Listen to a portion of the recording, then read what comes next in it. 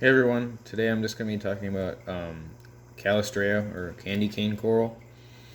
So this one I've actually this is the only candy cane I have, so the neon green version, the kryptonite or whatever it's called. I really like this kind. It's really peaceful coral. It looks really nice. It's like the brightest thing in my tank probably, and it's not expensive at all. I think I bought like one head like for I don't know $10 or something really affordable price. They look really nice.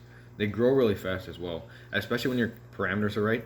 So this particular coral I've actually had for about I'd say two years or so. So when I started, it was actually one head, and I had it in my 20-gallon tank.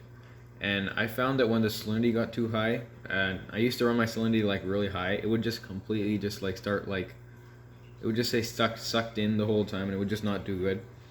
And so I would so obviously like optimal reef parameters like 1.026 or so, like normal alkalinity, calcium, all of that stuff. What I would do is not like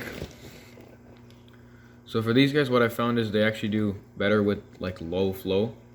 So I found that like give them a little bit of flow, that way they'll extend more, but like very low flow. Don't pound them, because from basically what I used to have it mounted was this top side was rotated to the left, was like the left side of the colony, and this bottom side was the right side.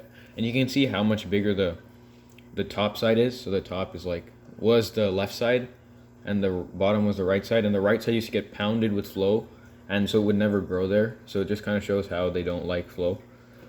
And I also feed them a lot. So just feed them, I don't know, once a week or twice a week. And they reforage anything. They'll take whatever. I mean, they even take fish food. Sometimes the fish food falls into the candy canes and they eat it.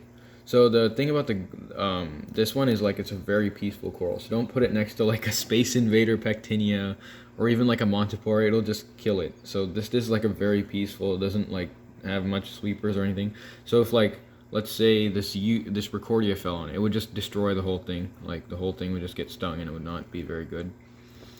Another thing with this coral is how fast it grows. So for me, I got this as a single head 2 years ago, but it didn't even grow at all for me for like a year because of how bad my parameters were. Like I said, the salinity in the tank was like 1.030 or 031, and it was just like overall really bad parameters, and it still survived, which shows how hardy it is.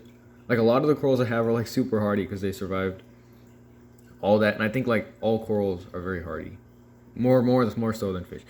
So this guy, I actually put him. So this when I put him in this tank, which I set up last February, it was one single head. It was just one single head, and now it's like humongous and it's growing like really fast now.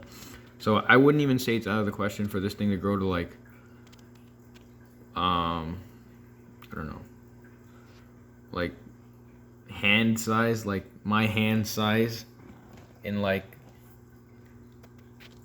a year. I think it would probably reach my hand size in a year.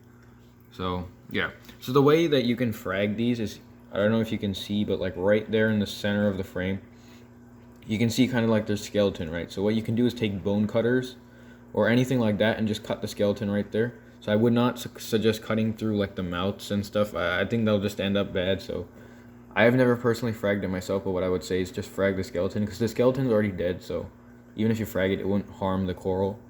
So if you're gonna frag it, I would suggest doing that. Another thing is like medium light. So these guys, I find that they like lower light. When I put them too high, so I put them up here at once, and it just kind of lost a lot of color and kind of like didn't do as well. So I would say put them in lower light as well.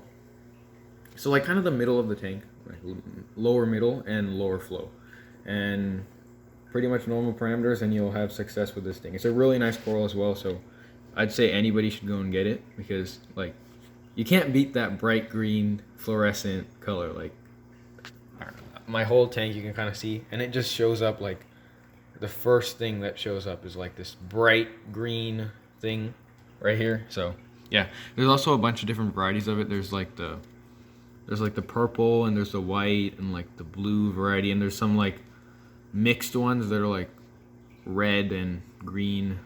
So you can get any of those varieties. They're all kind of the same care.